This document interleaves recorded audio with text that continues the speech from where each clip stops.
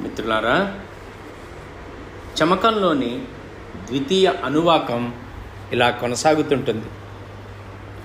ఒక్కసారి విందామా? జ్యేష్ఠ్యంచ మ ఆధిపత్యంచ మే మన్యుశ్చ మే భామశ్చ మే మశ్చ మే భశ్చ మే జేమా చ మే మహిమా చ మే వరిమా చ మే ప్రధిమా చ మే వర్ష్మా చ మే ద్రాఘుయా చ మే వృద్ధం చ మే వృద్ధిశ్చ మే సత్యం చ మే శ్రద్ధా చ మే. అంటే దీని అర్థం ఏంటంటే, ఉన్నతమైన పదవి, అధికారము నాకు లభించుగాక, నాకు న్యాయమైన తిరస్కార భావము, ధర్మబద్ధమైన కోపము ఉండుగాక, నేను ఆత్మ నిగ్రహంతో కూడిన కోపమును ప్రదర్శింతును కాక, నాకు సరిపోయినంత నీరు లభించుగాక, నాకు పరాక్రమము, కీర్తి, సంపదలను ప్రసాదించుము, నేను అందరికీ ఉపయోగపడునట్లు, నేను అందరి చేత గౌరవించబడినట్లు నన్ను అనుగ్రహించుము. నా సంపద, వస్తువాహనములు, నా వంశము వృద్ధి పొంది వర్ధిల్లుగాక. విద్య, ఉత్తమమైన శీలము, సత్యసంధత కలిగిన నేను విశిష్టమైన వ్యక్తిగా పేరు ప్రతిష్ఠలు పొందుదునుగాక. వేదశాస్త్రములందు నాకు విశ్వాసము, గౌరవము కలుగుగాక. ఇది మరి యొక్క భాగం కొనసాగుతూనే ఉంటుంది.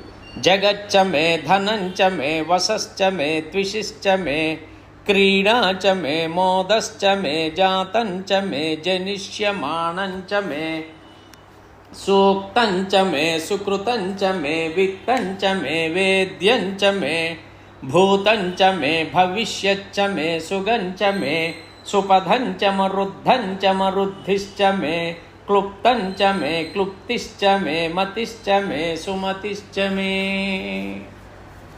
దీని అర్థం ఏంటంటే, నాకు స్థిర చర ఆస్తులను, సౌందర్యము, ఆకర్షణ, కీర్తి, ఉల్లాసము, సంతోషము పొందునట్లు నన్ను అనుగ్రహించుము.